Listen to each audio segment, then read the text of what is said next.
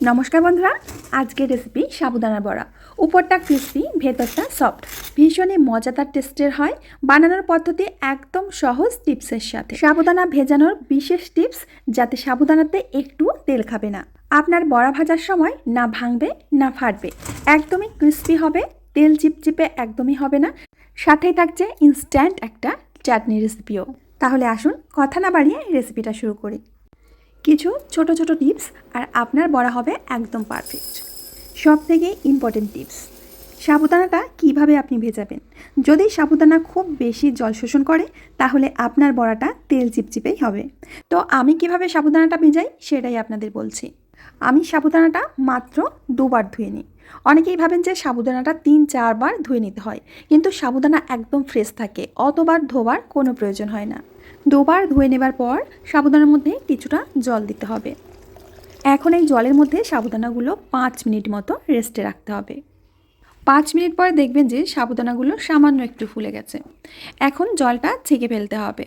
জল ছেঁকে ফেলার পর দেখবেন যে নিচে থেকে একটুখানি খুব সামান্য পরিমাণে জল রয়েছে। অনেকেই এখানে একটা ভুল করেন, বেশি পরিমাণ জল দিয়ে সাবুদানাগুলোকে ভিজিয়ে রাখেন। এটা কখনোই করবেন না।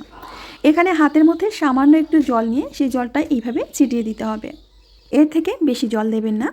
এখন এই সাবুদানাগুলো এইভাবেই রেখে দিন 1 ঘন্টা। হাতের সময় থাকলে একটু বেশি সময় রাখতে পারেন। এবার একটা কড়ার মধ্যে নিয়ে নেব 2 চামচ মতো ঘি। ঘিটাকে ভালো করে গরম করে নেব। এখন এই গরম ঘিয়ের মধ্যে দিয়ে দেব বাদাম। বাদামগুলোকে লো আঁচে একদম মুচমুচে করে ভেজে নিন। এইভাবে বাদাম ভেজে নিলে বড়ার টেস্ট কিন্তু দারুণ আসবে। বাদাম ভাজা হয়ে গেছে, একটা প্লেটের মধ্যে নামিয়ে নিচ্ছি। এবার বানাবো আমাদের ইনস্ট্যান্ট চাটনি। এর জন্য একটা শসা এইভাবে গ্রেট করে নেব। সাবুদানার বড়া বিশেষ করে পুজো অর্চনার দিনে, মানে উপোসের দিনে খাওয়া হয়। এর জন্য এটা সম্পূর্ণ নিরামিষভাবেই তৈরি করা হয়। এখন দিয়ে দেবো এর মধ্যে টক দই 100 গ্রাম, আর দিয়ে দেবো কাঁচা লঙ্কা কুচি, ধনেপাতা কুচি, আর এর সাথে দিয়ে দেবো সন্দক লবণ 1/2 চামচ মতো, সামান্য একটু চিনি, দিয়ে দেবো 1 চামচ চাট মশলা। এখন সমস্ত কিছু খুব ভালো করে মিশিয়ে নেব। ভীষণ ভীষণ পরিমাণে টেস্টি হয় এই চাটনিটা। একবার এই চাটনি বানিয়ে খেয়ে দেখো, একবারে নিমেষেই খেয়ে ফেলতে পারবে।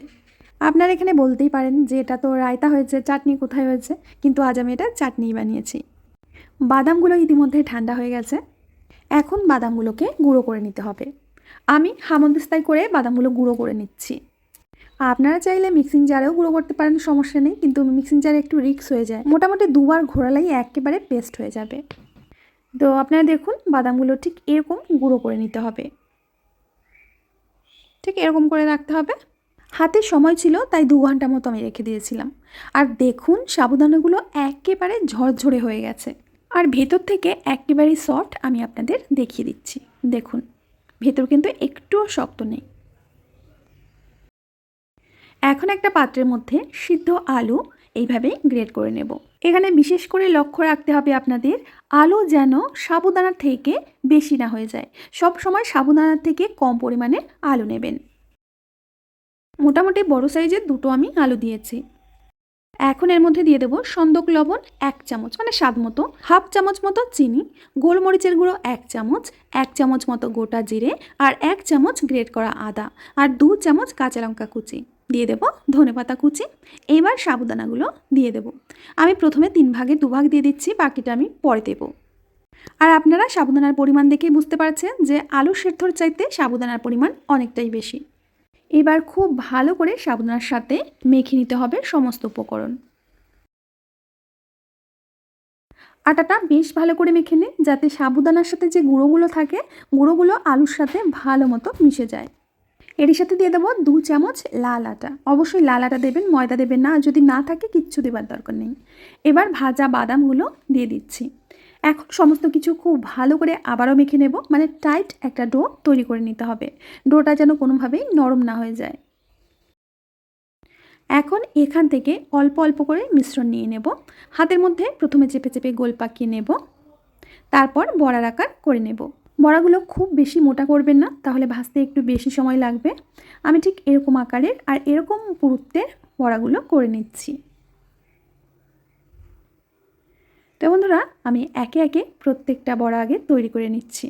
এখন এই বড়াগুলো 10 থেকে 15 মিনিট এইভাবেই খোলা হাওয়ায় রেখে দিন। তাহলে দেখবেন উপরের লেয়ারটা অনেকটাই শক্ত হয়ে গেছে। প্রায় 15 মিনিট আমি ফ্যানের হাওয়া নিচে রেখে দিয়েছিলাম, আর দেখুন বড়াগুলো অনেকটাই শক্ত হয়ে গেছে, কোনোভাবে ভেঙে যাচ্ছে না। আর এইদিকে কড়াইতে তেল গরম হতে দিয়েছি, গরম তেলের মধ্যে একে একে ছেড়ে দেবো। তেলটা কিন্তু ধোয়া ওঠা গরম করবেন না, মোটামুটি তেলটা গরম করবেন আর মিডিয়াম আঁচে বড়াগুলো ভেজে নেবেন। প্রথম দিকে হাত দেবেন না, একটু সময় পার হলেই এইভাবে উল্টে দিতে হবে।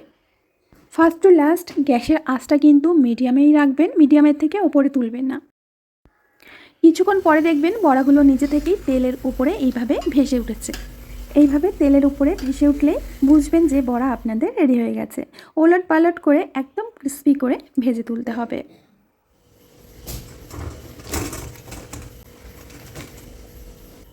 এখন আমি আপনাদের দেখিয়ে দিচ্ছি যেটা কতটা পরিমাণে ক্রিস্পি হয়েছে।